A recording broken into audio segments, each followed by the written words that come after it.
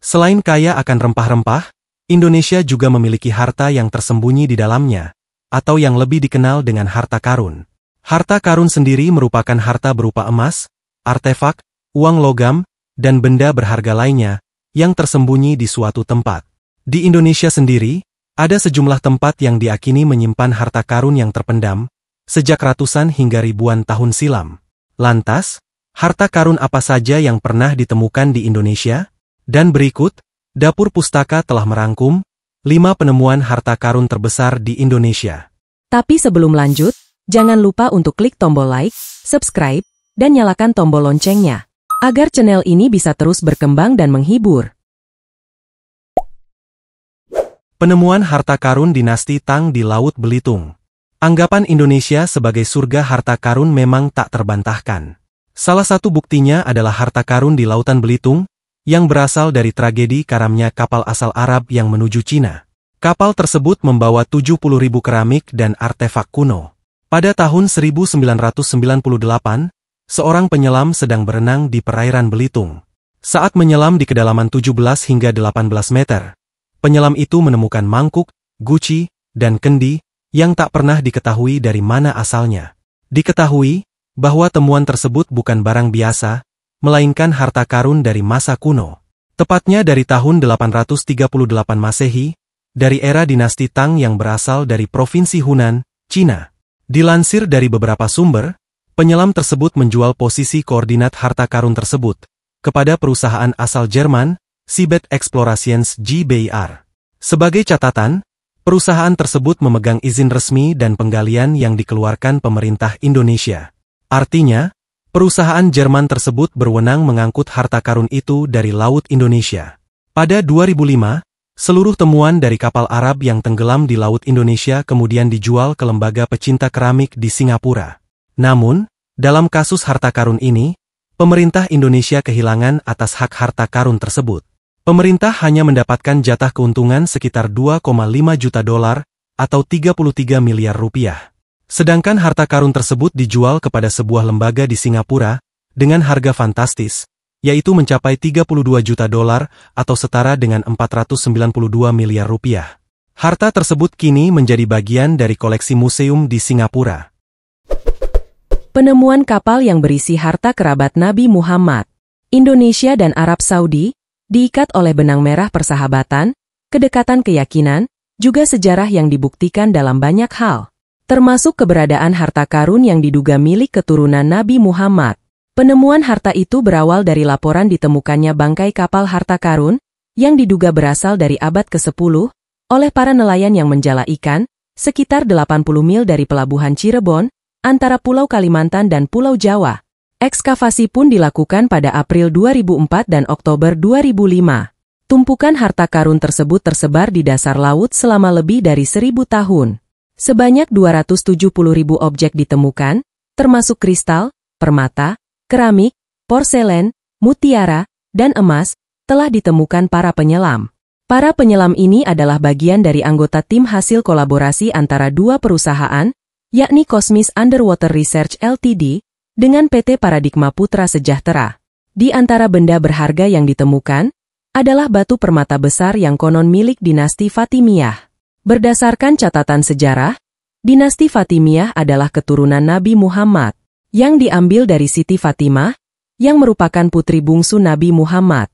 Diketahui, nilai total harta karun tersebut mencapai 720 miliar rupiah. Penemuan peti koin emas di Aceh. Indonesia sempat dihebohkan dengan temuan harta karun yang berisi ribuan kepingan emas di Muara Krueng Dei, kawasan Gampong Pande, Kecamatan Kutaraja, Aceh. Berdasarkan informasi, emas itu mulanya ditemukan oleh seorang wanita bernama Ibu Fatimah saat mencari tiram di dasar muara. Bu Fatimah menemukan sebuah peti yang sudah tertutupi oleh tiram.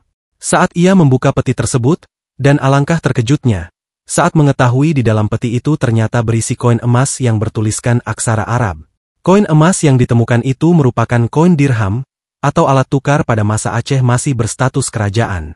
Gampong Pande diketahui merupakan kampung tertua dan diakini sebagai cikal bakal kota Banda Aceh. Sejarah menyebutkan, Gampong Pande adalah perkampungan kerajaan Aceh di masa lalu. Ditandai dengan banyaknya makam-makam kuno di kampung tersebut. Sehingga tidak heran, di lokasi tersebut tersimpan harta karun sejak ribuan tahun lamanya. Penemuan harta karun dari kapal Titanic. Jangan salah sangka dulu guys, kapal Titanic yang dimaksud bukan kapal Titanic yang sering kita lihat di film. Pada 14 Januari 1822, sebuah kapal bernama Texing tenggelam di perairan Selat Gaspar, Kepulauan Bangka Belitung. Kapal ini tenggelam setelah menabrak batu karang saat berlayar dari Cina, tepatnya dari wilayah Amasiamen, menuju Batavia. Texing merupakan sebuah kapal Cina berukuran besar. Panjangnya sekitar 50 meter dan lebarnya mencapai 10 meter, dengan bobot sekitar 1000 ton. Texing mengangkut sekitar 2000 imigran Tiongkok dan ribuan keramik dan porselen. Hampir seluruh awak kapal tewas tenggelam bersama seluruh muatannya. Saking besarnya korban jiwa, kapal karam itu kemudian disebut sebagai Titanic of the East, atau Titanic dari Cina. Texing juga membawa sekitar 350.000 keramik yang ikut karam. Bentuknya berupa piring, mangkuk, sendok, dan botol. Selain itu, ditemukan pula meriam, barang-barang kuningan dan perunggu, jam saku, wadah tinta, dudukan lilin, pisau lipat, pedupaan, dan sejumlah uang. Penemuan bangkai kapal Texing ini baru terungkap pada tahun 1999. Bangkai kapal ini ditemukan di kedalaman 100 meter oleh seorang penyelam dan pemburu harta karun asal Inggris bernama Michael Hatcher. Diketahui, nilai total harta karun tersebut mencapai 30 juta dolar atau sekitar 465 miliar rupiah. Sayangnya, sebagian besar porselen itu telah dilelang di seluruh dunia. Padahal, harta dari kapal Texing ini telah dilindungi oleh Hukum Kekayaan Budaya Indonesia. Banyak barang berharga dari kapal tersebut kemudian disita oleh pemerintah Australia dan telah dikembalikan kepada Indonesia pada tahun 2001. Pemerintah Australia hanya mengembalikan 333 keramik dari total banyaknya harta karun Texing kepada pemerintah Indonesia. Harta karun dari kapal VOC. Pada tahun 1986, Indonesia digemparkan dengan peristiwa penemuan harta karun dari kapal dagang The Galde Nalsen milik VOC, yang karam di perairan Kepulauan Riau pada Januari 1751. Penemu harta karun tersebut adalah Michael Hatcher, yang juga sebelumnya berhasil menemukan harta karun dari kapal Titanic. Dari kapal The Galde Nalsen tersebut, Michael menemukan 126 batang emas dan 160.000 potong keramik kuno peninggalan dinasti Ming dari Tiongkok. Proyek pengangkatan harta karun tersebut berhasil mendatangkan keuntungan sebesar 15 juta dolar, yang kala itu setara dengan 16,6 miliar rupiah. Namun sayangnya, pemerintah Indonesia tak kebagian sepeser pun dari temuan harta karun tersebut. Konon katanya, Presiden Soeharto kala itu sampai marah. Setelah kejadian tersebut, peraturan baru pun lantas dibuat.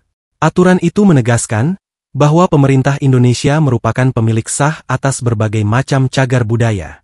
Salah satunya adalah benda dan harta dari muatan kapal yang tenggelam di perairan Indonesia. Dan itulah 5 penemuan harta karun terbesar di Indonesia. Apakah kalian tertarik menjadi pencari harta karun guys? Setelah melihat sejarah penemuan harta karun barusan, sayang sekali, banyak dari harta karun yang ditemukan di wilayah Indonesia malah jatuh ke tangan pihak asing. Bagaimana menurut kalian?